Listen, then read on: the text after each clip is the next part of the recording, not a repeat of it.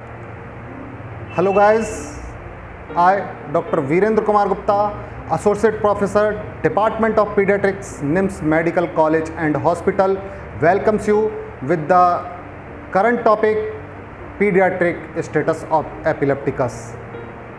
Status epilepticus is a neurological emergency associated with the high mortality and long-term morbidity. The adverse consequences can include the hypoxia, hypotension, acidosis and hyperthermia. We know that the recommended sequential protocol for treatment with the benzodiazepine, phenytoin and barbiturate. Our goal is to stop seizure as soon as possible. Epidemiologically, the annual incidence of status epilepticus in children is reported as varies from 10 to 73 episodes per lakh children, and it is highest is 135 per lakhs to 156 per lakh children in children younger than age group of 2 years. And mortality has been reported to be between 2.7 to 8% with an overall mortality of the between 10 to 20%.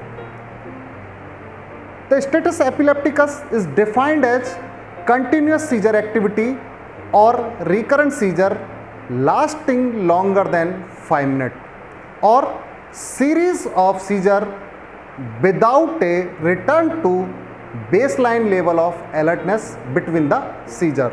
So we can say there is a longer than 5 minutes of seizure with the series of seizure without a return to baseline level of alertness is known as status epilepticus. And recent commentaries have proposed that aggressive management to be initiated even earlier than 5 minutes. So question is for you guys, what is the status epilepticus or status epilepticus is defined as? Options are A. Continuous seizure activity, B is seizure lasting longer than 5 minutes, C is a series of seizure without a return to the baseline level of alertness, or all right. So guys, you should answer the question in the comment box after completion of this presentation.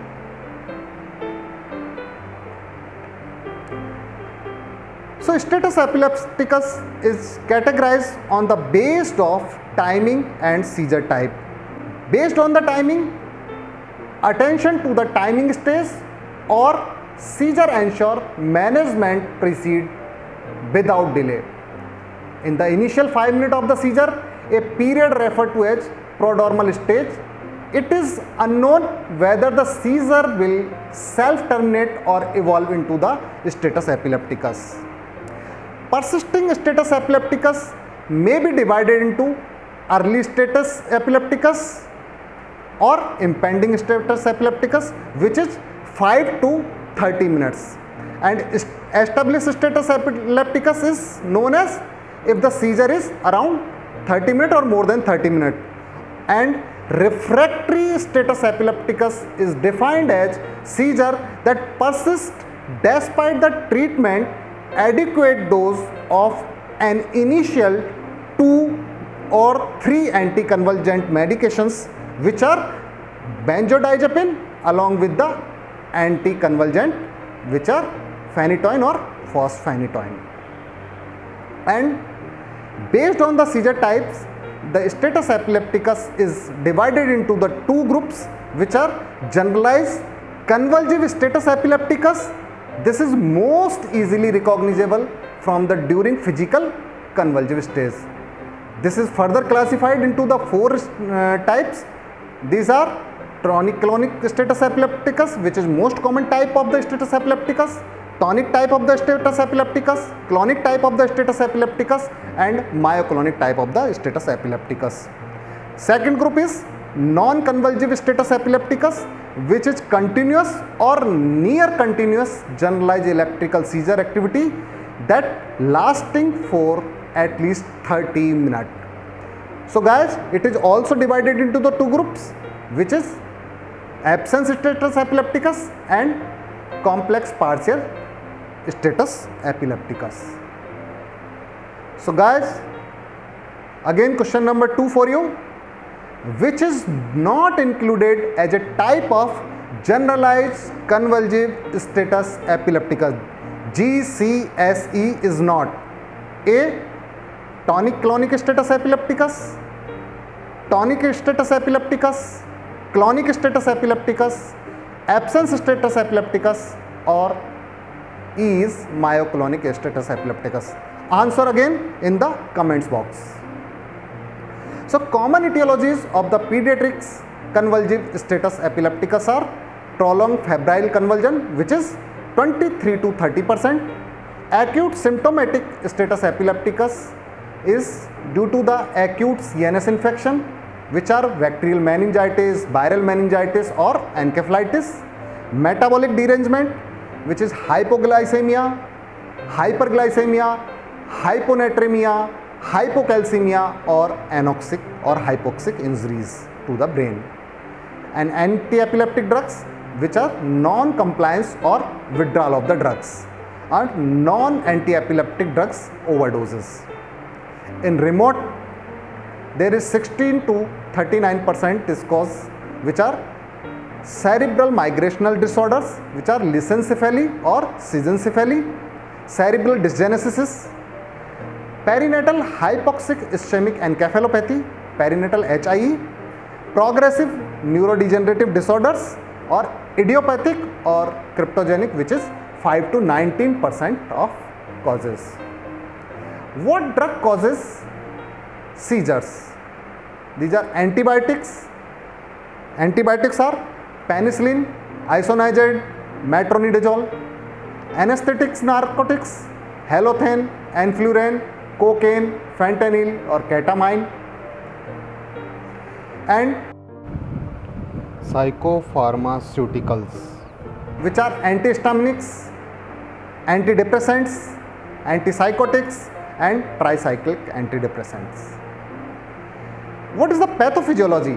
Its status epilepticus results from a combination of persistent cellular excitation and failure to centrally mediated mechanism to suppress the sustained seizure activity. So there is decrease of the threshold. So generalized status epilepticus is associated with the several systemic physiological changes as a result of the massive release of the catecholamines. So what are the management of convulsive status epilepticus? So there are objectives is maintenance of the adequate airway, breathing and circulation, ABCs, and termination of the seizure activity and prevention of the recurrence of the seizure. Diagnosis and initial therapy of the life-threatening causes of status epilepticus.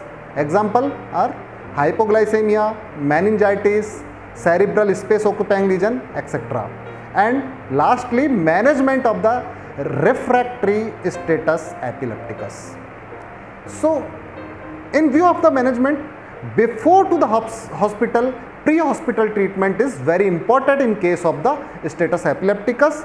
That may be varies depending on the local practices and availability of the drug. But option included as buccal or rectal diazepam, buccal or rectal lorazepam, buccal or intranasal midazolam. If these are available, some would consider buccal or intranasal midazolam to be the first line management in children without the IV access. If IV access is not possible, we can use the buccal or intranasal midazolam, which is possible before to hospital. What investigation to be done? When the etiology of the seizure is unclear, the following investigations should be considered as glucose. Blood glucose level is very important to verify the earlier bedside determination, and electrolytes to be taken: serum calcium, sodium, potassium, CBC and differential counts. Culture if we are suspecting the infections or sepsis. Arterial blood gas to be taken. anticonvulsant level if the patient is on long-term anticonvulsant therapy. Urine and blood for the toxicology screening, blood urea nitrogen or magnesium, liver enzyme SGOT, SGPTs, serum lactate level, serum ammonia level is required in case of selected problems.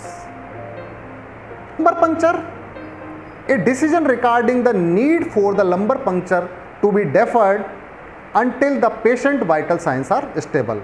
In case of unstable, lumbar puncture should be avoided.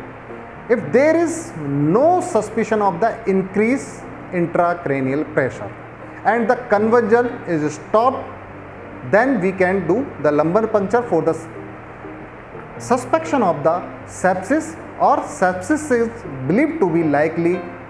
IV antibiotic may be given immediately after the blood culture without waiting to perform the lumbar puncture. Prolonged attempt at obtaining culture should not delay the treatment. CT head may be performed after the ABCs stable, airway, breathing or circulation stabilization, and have been stabilized and the convulsion has terminated, then we can go through the CT head. The indication of the CT scan is a history of any trauma, evidence of the increased intracranial pressures, focal neurological signs are there, unexplained loss of the consciousness, or there is suspicion of the cerebral herniation. If there are clinical indication of the raised intracranial pressure or herniation, these must be treated immediately before further investigation. A normal CT scan does not exclude significantly increased raised intracranial pressure, and lumbar puncture must be deferred if the clinical or radiological signs of the increased intracranial pressure are present. A video EEG is very important tool in the diagnosis. Is difficult in patient with the subtle breathing and in phase, limb movement and unresponsive behavior. So video EEG monitoring is the gold standard to differentiate the mimickers. So guys, this is a very important question. What is the gold standard investigation for differentiate the mimicker of status epilepticus? So option A is CT brain, option B is lumbar puncture, option C is video EEG monitoring, or MRI brain can be done. Guys, answer to be given in the comment section.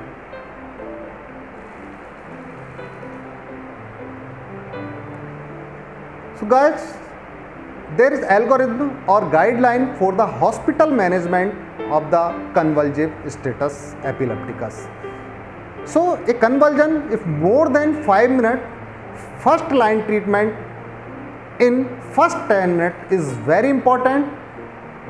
Initially we should manage the airway, breathing and circulation, and rapid glucose test to be taken. Consider critical labs if required, monitor for the respiratory depression if there, and hypotension or arrhythmia if is there, we should correct these things. Initially we should try to rapid IV access. If rapid IV access is done, IV lorazepam is the first treatment of choice, as the dose of 0.1 milligram per kilogram that can be given up to 4 milligram over 30 seconds to 1 minute, or midazolam 0.1 milligram per kilogram can be given, or diazepam 0.3 milligram per kilogram can be given. That is maximum 5 milligram less than 5 year of age, or 10 milligram more than 5 year of age over 2 minutes. If IV access is not done, buccal or per-rectal lorazepam can be used at the rate of 0.1 milligram per kilogram, maximum 4 milligram. Midazolam buccal can be used 0.1 milligram per kilogram, Intranasally can be used 0.2 milligram per kilogram, or intramuscular may also be used 0.2 milligram per kilogram, or diazepam per rectally may be used at the rate of 0.3 milligram per kilogram. Maximum is 20 milligram per dose. After giving these treatment, if the seizure is persisting or not, if there is no seizure, seizure is stopped, we should monitor the patient and investigate the specific things. If seizure is present or persistent after giving the treatment, these treatment can be repeat once after 5 minutes. If seizure stopped, then again we can monitor the patient, monitor the vitals and investigate the patient for the further management. But if the seizure is persisting, we should use the second line treatment, which is in second 20 minutes. That is, fosphenytoin is the second line of the drug, which at the rate of 20 phenytoin equivalent per kilogram in normal saline, or D5% water over 5 to 10 minutes. Or phenytoin IV access can be given at the rate of 20 milligram per kilogram in normal saline, or phenobarbital can be given at the rate of 20 milligram per kilogram in normal saline over 20 minutes. If seizure persistent, then we should use phenobarbital at the rate of 20 milligram per kilogram in the normal saline if fosphenytoin or phenytoin is previously used, or we can use fosphenytoin or phenytoin if phenobarbital is already used. If seizure is stopped after giving the fosphenytoin or phenytoin or phenobarbital, we should monitor the vitals and investigate the patient for the further management. And if the seizure is persisting after giving the phenobarbital or fosphenytoin, then we should go to the refractory status epilepticus treatment, or this stage is known as refractory status epilepticus.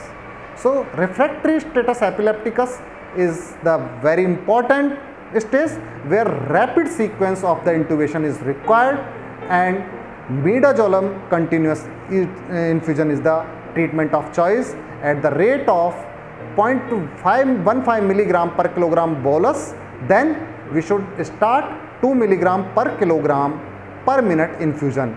That can be increased if the seizure is persistent at the rate of 2 microgram per kilogram per minute in every 5 minutes, and may go up to 24 microgram per kilogram per minute in maximum dose.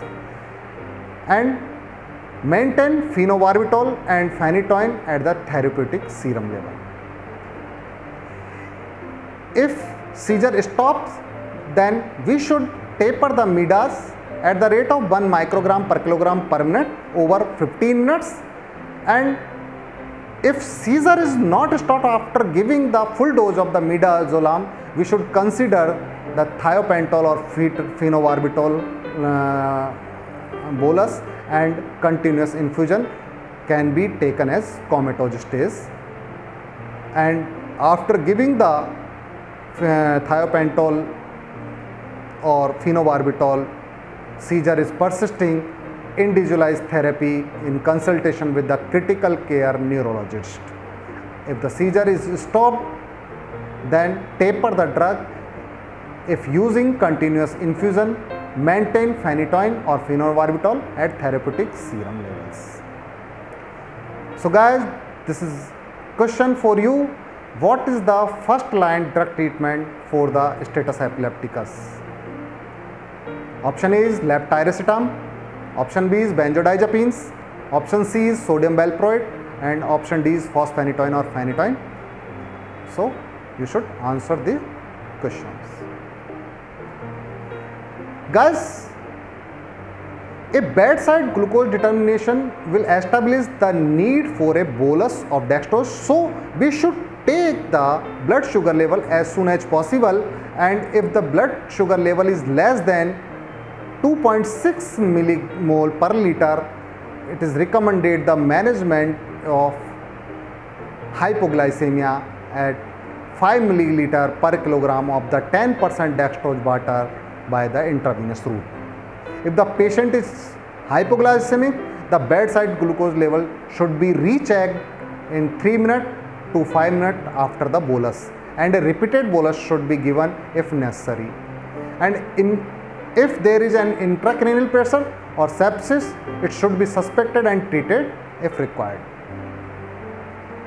During the administration of the medication, pulse rate, respiratory rate, blood pressure, cardiac monitoring and oxygen saturation by the pulse oximeter should be followed on the regular basis. Anticonvulsant medication may cause loss of airway reflexes, respiratory depression, hypotension and cardiac arrhythmias. We should monitor the child temperature, and our aim is to normothermia using the acetaminophen or paracetamol or ibuprofen if required. The benzodiazepines are the first line drug of choice in case of status epilepticus, and these are lorazepam, which having the very low dose solubility, having action delayed up to 2 minutes but is long lasting actions. Anticonvulsant effect is up to 6 to 12 hours and having less respiratory depression than diazepam. So lorazepam is the first drug of choice for the status epilepticus. Midazolam may be given at the different route, at the buccal route, intranasal route or intramuscular route. And diazepam is having the high lipid solubility, but action is very rapid. Thus the rapid loss of the anticonvulsant effect and adverse effects are very important, which are respiratory depression and hypotension. So this is less useful than lorazepam.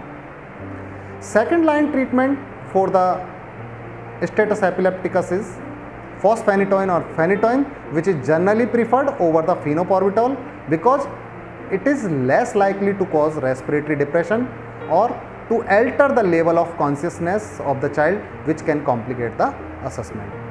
If there is no IV access available, then IM fosphenytoin or intraosseous phenytoin are the alternative options. We should note that evidence for the safety and efficacy of the intraosseous phenytoin or phenobarbital is scant. And phenobarbital, which is similar anticonvulsant activity as the phenytoin, but having greater incidence of the respiratory depression, especially when the use in conjugation with the benzodiazepine. So the mechanism of action is similar to the benzodiazepine, and it may be less effective in treating seizure refractory to the drugs. It is still routinely used for the treatment of the neonatal seizure as well as for the children who are already on the phenytoin or fosphenytoin maintenance therapy. The loading dose for the phenobarbital is 20 mg per kilogram in the normal saline or 5% dextrose solution over the 20 minutes, and side effect of the phenobarbital are sedation, respiratory depression, hypotension, and especially in case of the benzodiazepine are already given.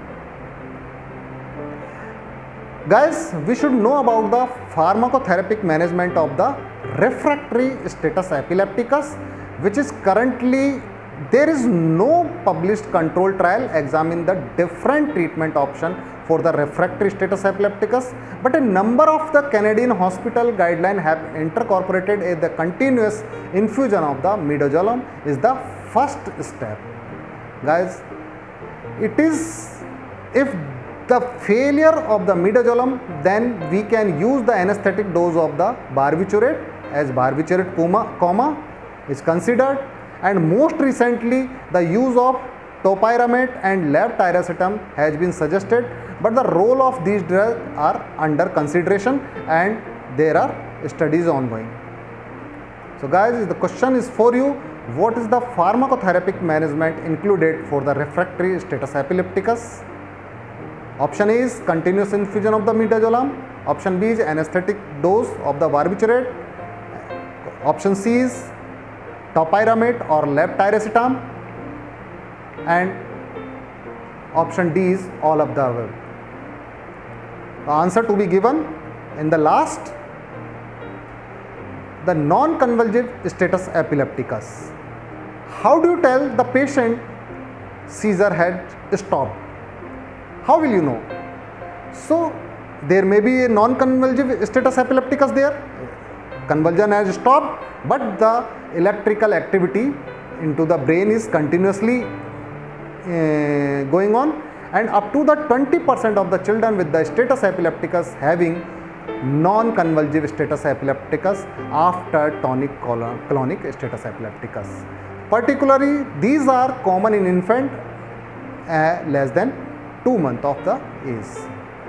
The non-convulsive status epilepticus does not begin to respond to the painful stimuli within 20 to 30 minutes after the tonic-clonic status epilepticus is stopped. We should suspect in these cases non-convulsive status epilepticus. And there is very important investigation, video EEG is required, which can tell you the electrical discharges continuously going on in the brain. So concluded, there have been a number of changes in the emergency management of the status epilepticus over last 15 years based on the emergence of the new evidence and medications. It is important for all those involved in the acute medical management of the children to have an up-to-date evidence-based approach to the emergency management of the children with the continuous status epilepticus. So guys, this was very important topic, and it is neurological emergency. If a patient come to you, we should manage the patient immediately and treat the patient immediately without delay, and we can save the child and we can reduce the morbid condition, neurological morbid condition which are long lasting if the treatment is delayed and neurological manifestation is persistent long lastly. So guys, how was the class? Write down in your comments box and subscribe the channel if you not subscribed yet, and press the bell icon to get the notification for the further videos. Thank you very much.